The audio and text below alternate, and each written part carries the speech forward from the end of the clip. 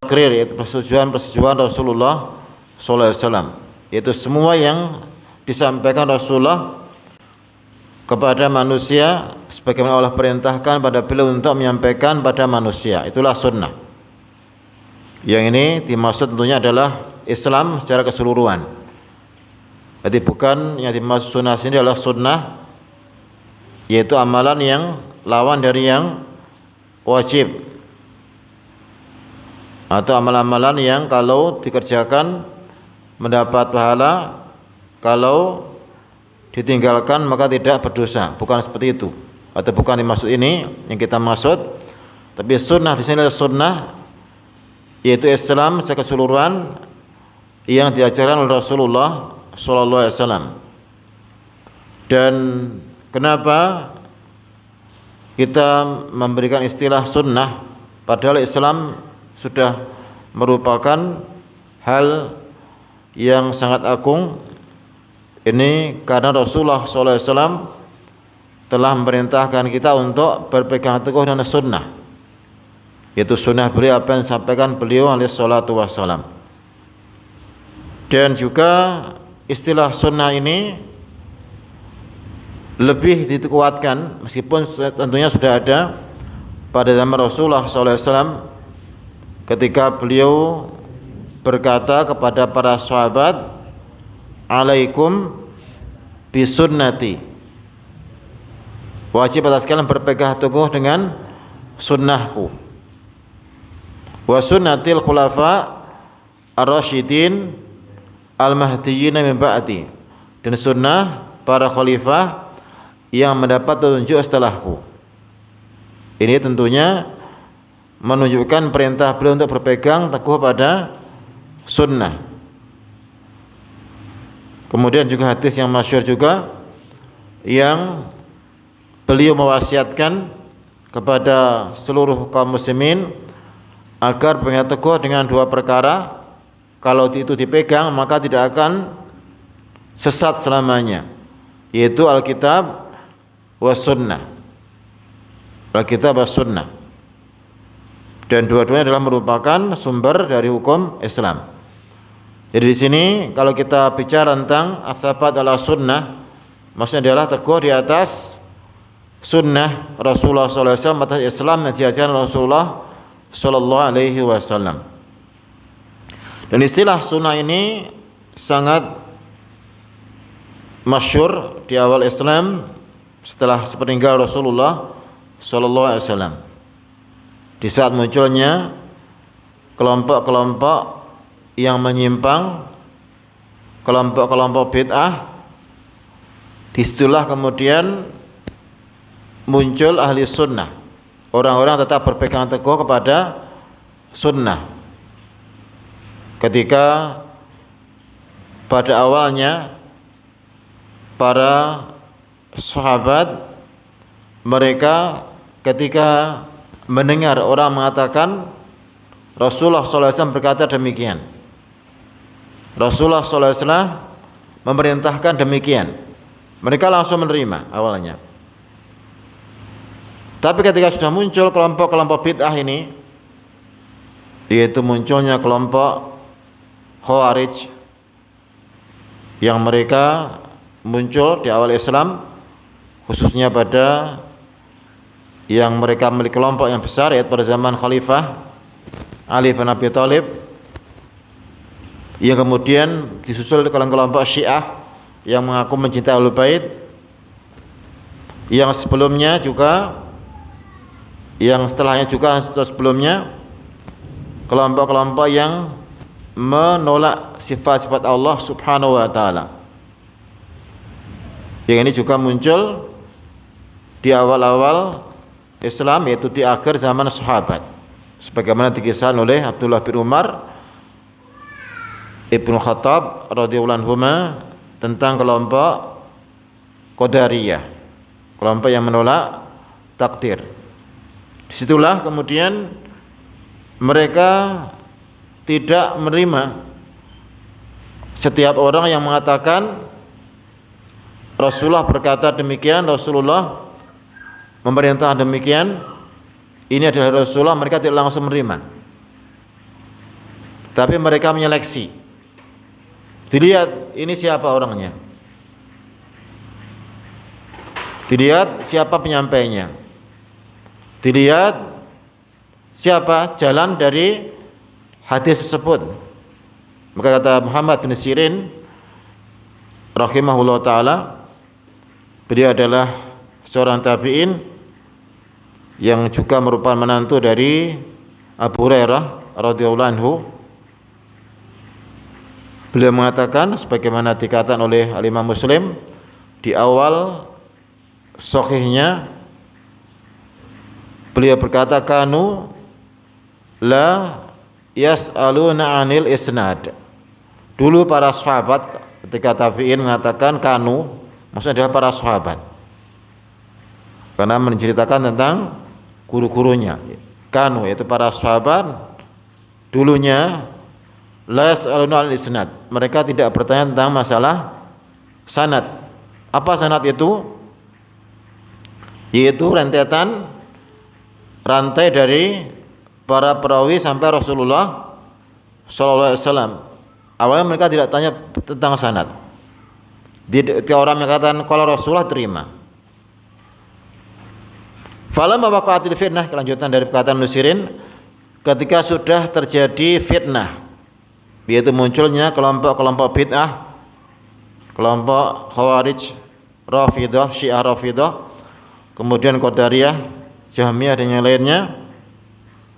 Kalau mereka mengatakan sammu lana rijalakum, sebutkanlah kepada kami para perawi kalian. Maksudnya kamu mengatakan Rasulullah dari siapa mau dapat? Oh dari fulan. Fulan dari siapa? Dari fulan sampai pada Rasulullah sallallahu alaihi wasallam. Berarti mereka tidak langsung mengambil, tapi dicek dulu. Kenapa dicek? Karena sudah muncul orang-orang yang tidak bisa dipercaya, yaitu para ahli bid'ah, yang mereka tidak bisa dipercaya dalam masalah agama. Maka kemudian kelanjutan dari kata Musirin, fayu'khadhu min ahli sunnah wa yutrakum ahli bid'ah. Maka diambillah hadis dari ahli sunnah dan dibuang hadis dari ahli bid'ah. Dicek siapa yang perantara antara kamu dan Rasulullah. Dicek orangnya ahli sunnah, diambil. Dia adalah dikenal dengan itibaknya, dengan keteguhan di atas sunnah. Kemudian ketika dilihat ini orang bermasalah, orang yang dia menyimpang pemikirannya, dia membuat bid'ah dalam agama, maka kemudian ditinggalkan, tidak diambil. Ini metode pengambilan agama seperti ini, yaitu dalam seleksi atau selektif dalam agama ini sudah ada di awal-awal Islam, bahkan sangat dekat zamannya, masih di zaman tabi'in mereka sudah sangat selektif. Bahkan sebelumnya, bahkan pernah Abdullah bin Abbas ya mendustakan seorang yang dia menyampaikan sesuatu katanya dari Rasulullah. Ya, padahal itu masih zaman sahabat. Mereka sudah selektif di dalam agama karena telah muncul orang-orang yang tidak bisa dipercaya di dalam agama, yaitu orang-orang ahli bid'ah yang mereka lebih mendahulukan pemikiran mereka di atas sunnah Rasulullah SAW. Bahkan mereka menolak hadis-hadis yang menyelisih atau yang bertentangan dengan kebid'ahan mereka. Seperti orang-orang Khawarij, mereka banyak menolak hadis-hadis yang menjelaskan tentang rahmat Allah Subhanahu wa taala, tentang adanya orang-orang yang bertauhid yang mereka dikeluarkan dari neraka dimasukkan dalam surga, atau hadis-hadis syafaat. Mereka tidak menerima orang Khawarij, padahal hadisnya sahih. Kenapa? Karena menyelisih pemikiran mereka, yang mereka mengatakan bahwa orang yang berbuat dosa besar maka kekal di neraka. Demikian juga Rafidhah, mereka tidak menerima hadis-hadis tentang keutamaan para sahabat. Karena menurut mereka para sahabat ini semua murtad, kecuali sedikit dari Ahlul Bait. Semuanya murtad. Sepeninggal Rasulullah SAW, mereka tidak menerima dari hadis-hadis tentang keutamaan dari Abu Bakar atau Umar atau Utsman. Mereka tidak menerima. Bahkan mereka menolak dan lebih mendahulukan pemikiran mereka. Nah, jadi disinilah kemudian Ahlussunnah wal Jamaah mereka memiliki metode untuk talaqil ilm, yaitu untuk menerima ilmu itu dengan seleksi yang ketat, yaitu ketika jalannya atau perawinya orang yang terpercaya diterima. Ketika dia tidak percaya maka tidak diterima. Dan manhaj ini tentunya tidak hanya berlaku pada zaman tersebut, bahkan berlaku sampai hari kiamat tentunya. Bahkan tentunya lebih akhir dari zaman justru semakin ketat karena fitnah semakin besar. Kan Rasulullah menyatakan bahwa semakin akhir zaman semakin besar fitnah. Satakunu fitanun yuraku ba'duha ba'dan. Sebagian hadis Abdullah bin Amr dalam Sahih Muslim, Rasulullah mengatakan akan datang fitnah yang setelahnya meringankan yang sebelumnya. Maksud semakin akhir semakin besar fitnah ini. Awalnya mungkin fitnah tidak besar, bahkan mungkin ini membuat binasa. Ternyata datang fitnah yang lebih besar. Ternyata ada lagi terus lebih besar. Dan ketika fitnah lebih besar tentunya kehati-hatian lebih besar juga. Makanya Rasulullah SAW menyatakan tentang perintah untuk berhati-hati dari fitnah. Dan fitnah di sini bukan yang difahami oleh banyak orang Indonesia fitnah tuduhan yang tidak tuduhan yang tidak berdasar. Ini fitnah maksudnya adalah fitnah ujian atau perkara yang kabur, yang samar, atau syubhat maksudnya yang kita maksud di sini. Nah, jadi di sini kita melihat bahwa para ulama, para imam mereka memberikan manhaj yang sangat penting sekali untuk kita ikuti, yaitu selektif di dalam mengambil agama. Kita mengambil agama wajib dari jalan yang terpercaya. Bahkan walaupun dia dikenal dengan ibadahnya, dikenal dengan kebaikannya, banyak para ulama yang kemudian menolak hadisnya karena keburukan di dalam hafalannya. Meskipun orang yang baik, kita lihat banyak perawi hadis yang mereka dikenal dengan ibadahnya, dengan zuhudnya, tapi ditolak hadisnya. Dia sadukun fi nafsi, dia jujur pada dirinya, tapi dia jelek hafalannya. Yang ini dikhawatirkan jangan-jangan yang disampaikan itu tidak benar, karena dia tidak kuat hafalannya. Itu pun juga ditolak. Padahal dia termasuk ahli sunnah, itu pun juga diseleksi. Jadi semakin akhir maka seleksi semakin ketat, karena juga fitnah semakin besar dan sanad semakin panjang.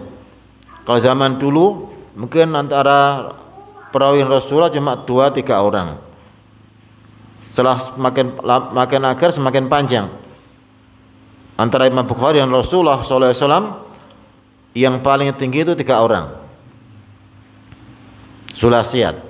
Kalau antara Imam Muslim dan Rasulullah itu paling tinggi, yang paling dekat adalah 4 orang. Beliau tidak punya sulasiat. Imam Muslim tidak punya hadis yang antara beliau dan Rasulullah 3 orang. Tapi Imam Bukhari punya. Karena Imam Muslim itu tabakohnya di bawah Imam Bukhari. Dan seterusnya. Ya. Ini menunjukkan bahwasanya semakin akhir maka semakin selektif di dalam mengambil agama. Dan ini juga di antara faedah yang bisa kita ambil, bahwa di dalam masalah din, kita wajib untuk berhati-hati. Sebagian pesan dari para salaf as-salih yang mereka mengatakan, in hadzal ilma dinun fanzuru amman ta'khuduna dinakum. Sesungguhnya ilmu ini adalah agama, maka lihatlah dari mana kalian mengambil agama kalian. Ini merupakan pesan dari para salaf yang Ali bin Abi Thalib dan yang lainnya, yang mereka berwasiat, berpesan agar berhati-hati di dalam mengambil ilmu, karena itu adalah merupakan agama. Ketika zaman dulu mereka sangat selektif, tentunya di zaman akhir ini kita wajib lebih selektif karena fitnah semakin besar. Maka dulu para sahabat, para tabi'in tidak mengambil dari ahli sunnah. Maka tentunya kita juga pada zaman ini jelas wajib mengambil juga dari ahli sunnah, dari orang yang jelas akidahnya, jelas dari manhajnya, jelas dari jalannya. Nah, ikhwani akhwati rahimakumullah wa azakumullah, maka keteguhan di atas sunnah tadi sudah kita jelaskan, maksudnya adalah keteguhan di atas Islam yang sahih. Karena Islam yang sahih, karena sunnah merupakan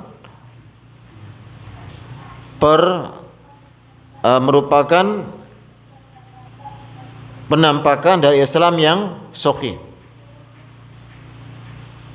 Karena setelah sepeninggal Rasulullah, banyak orang-orang yang masuk dalam Islam yang bukan dari Islam.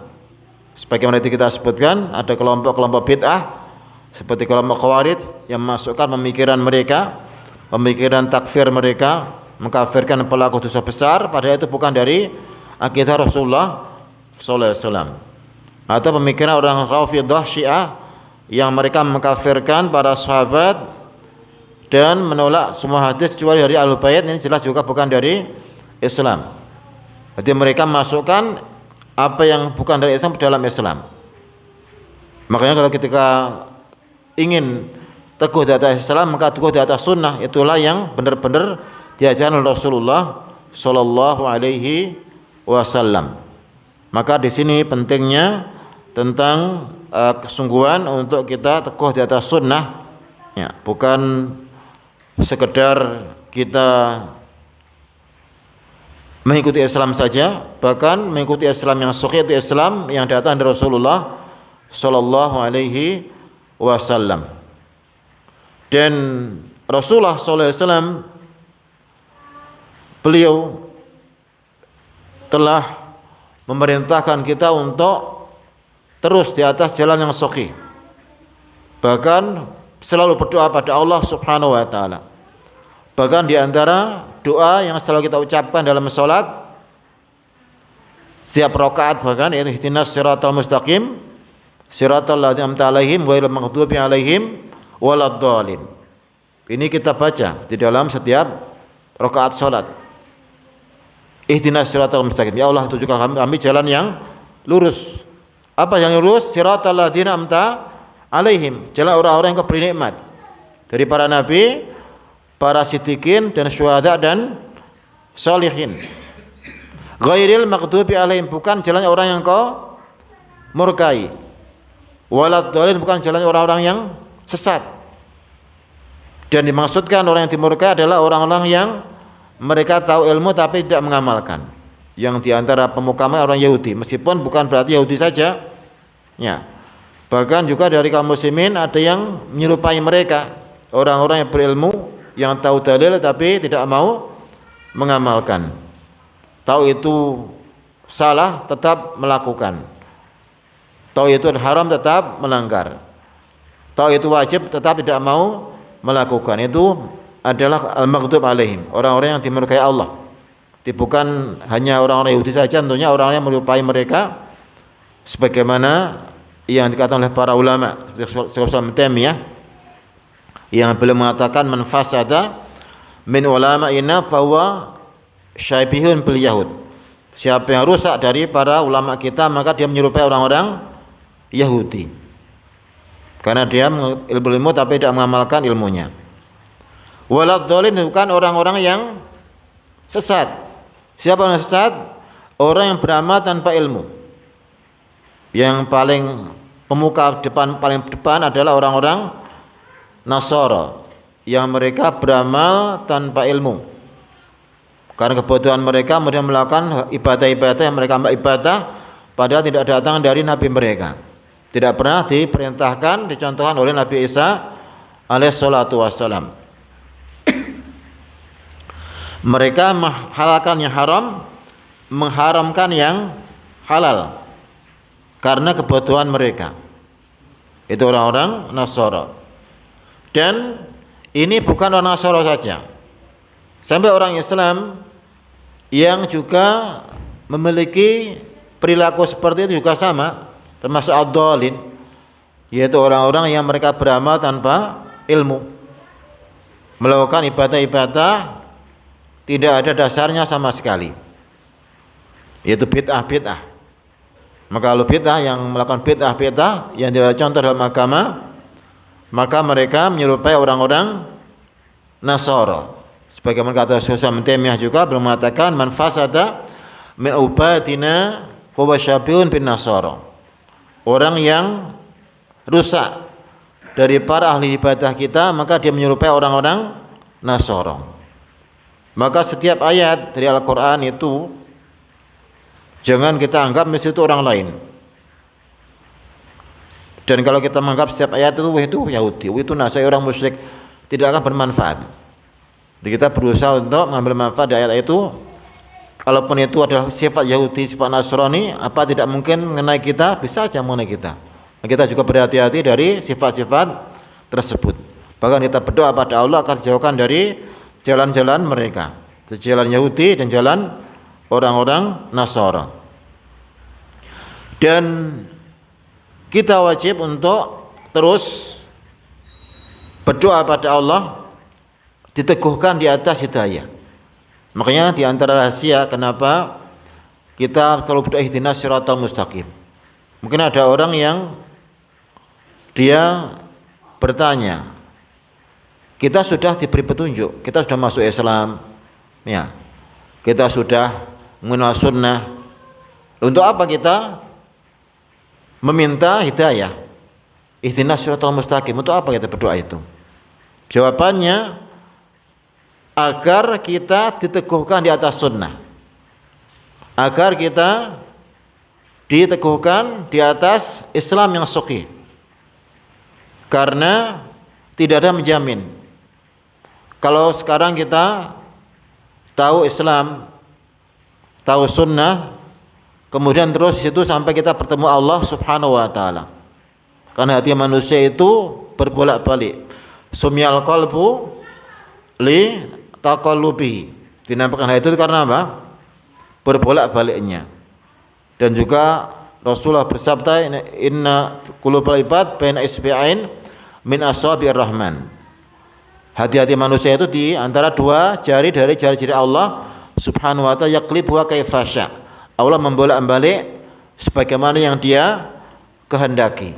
Makanya tidak boleh setiap muslim itu merasa aman. Bahkan fitnah di akhir zaman begitu besar. Sebagaimana Rasulullah menyebutkan bahwa yusbihu rajulu mu'minan wa yumsi kafira. Ada orang yang paginya masih beriman, sorenya sudah kafir. Wa yumsi mu'minan wa yusbihu kafira. Sorenya mukmin, paginya sudah kafir. Yabi'u dinahu bi'aradi minad dunya. Menjual agamanya dengan benda-benda yang ada di dunia. Dan ini banyak contohnya. Orang yang awalnya istiqamah, awalnya dari jalan lurus, kemudian digelincirkan oleh Allah Subhanahu wa taala. Bukan hadis yang sangat menakutkan, yaitu hadis dari Abdullah bin Mas'ud tentang ada orang yang sepanjang hidupnya dia di dalam kebaikan, melakukan amal-amal di surga, kemudian ketika mau meninggal, kemudian dia mengamalkan ahli neraka, kemudian mati di atas amalan ahli neraka. Ini adalah perkara yang sangat menakutkan, maka kita terus berdoa pada Allah, memohon pada Allah untuk teguhkan di atas sunnah Rasulullah sallallahu alaihi wasallam. Dan para ulama menyebutkan bahwa hidayah ini ada hidayah yang kulli ya. Ada hidayah yang menyeluruh, yaitu hidayah pada sunnah, ada hidayah pada Islam. Dan ketika seorang di atas sunnah, maka dia mendapat hidayah yang penuh dari Allah Subhanahu wa taala. Kemudian juga penyimpangan juga seperti itu. Ada penyimpangan yang sifatnya kulli, ada yang juz'i. Penyimpangan atau kesesatan itu ada yang sifatnya kulli, yaitu yang menyeluruh ketika seorang dikeluarkan dari Islam oleh Allah Subhanahu wa taala, waliyadzubillah. Dan kita mendengar ya sebagian orang yang karena dunia, ya karena penikah dengan orang kafir kemudian keluar dari Islam, murtad. Ya. Bahkan ada dengan hal yang sepele saja kemudian dia keluar dari Islam. Ini adalah ad-dhalal al-kulli. Waliyadzubillah. Ada yang dhalal al-juz'i, ya. Kalau dhalal kulli ini kekufuran, ya, dhalal Islam. Ada dhalal al-juz'i, yaitu kesesatan orang yang masuk Islam, ya, tapi dia disesatkan dari sunnah Rasulullah sallallahu alaihi wasallam. Dalam akidahnya, di dalam manhajnya dia tidak mengikuti petunjuk Rasulullah sallallahu alaihi wasallam. Jadi dia masuk Islam, tapi ketika mengamalkan dari akidahnya tidak mengikuti akidah Rasulullah. Meskipun dia belum keluar dari Islam, tapi dia disesatkan dari jalan yang lurus, dari petunjuk Rasulullah sallallahu alaihi wasallam. Dan penyesatan dan memberikan petunjuk adalah hak Allah Subhanahu wa taala. Allah menyesatkan siapa yang dikehendaki, memberi hidayah pada siapa yang dia kehendaki. Makanya kita berusaha untuk berdoa pada Allah untuk diberikan keteguhan. Di antara doa yang sangat penting yang Rasulullah mengajarkan pada kita adalah ya muqallibal qulub tsabbit qulubana ala dinik. Ini adalah doa yang diajarkan Rasulullah sallallahu alaihi wasallam, yang beliau juga sering membaca, padahal beliau adalah nabi dan rasul yang diampuni oleh Allah dosanya yang lalu akan datang. Beliau doa itu, dan tentunya kita lebih butuh untuk berdoa itu ya muqallibal qulub tsabbit qulubana ala dinik. Wahai zat yang membolak-balik hati, teguhkan hati kami di atas agamamu. Kemudian juga tidak boleh seorang muslim, seorang mukmin terlalu percaya kepada dirinya. Bahkan wajib dia bersandar pada Allah Subhanahu wa taala. Maka di antara doa Rasulullah, fala takilni ila nafsi tarfata ain. Jangan engkau ya Allah menyerahkan diriku pada diriku walaupun sekejap mata. Maksudnya apa? Dia merasa percaya diri, kemudian lupa untuk bersandar pada Allah Subhanahu wa taala. Merasa percaya diri, saya sudah mendapat tunjuk. Sekarang alhamdulillah saya sudah mengerti sunnah. Ya. Kemudian merasa percaya diri, tidak memohon pada Allah untuk diteguhkan di atas petunjuk, di atas sunnah. Bahkan ada di antara mereka yang merasa percaya diri, kemudian mendengarkan ceramah-ceramah dari orang-orang yang bermasalah, ya, dari orang-orang yang dikenal dengan penyimpangannya, dengan alasan dia itu sudah tahu sunnah, berarti sudah bisa memilah mana yang benar, mana yang salah. Berarti menghadiri atau mendengarkan ceramah dari orang yang bermasalah. Ini karena percaya dirinya, dan ini termasuk sangat berbahaya. Karena syubhat itu sangat kuat dan hati lemah. Asyubha khatafa wal qulubu dhaifah.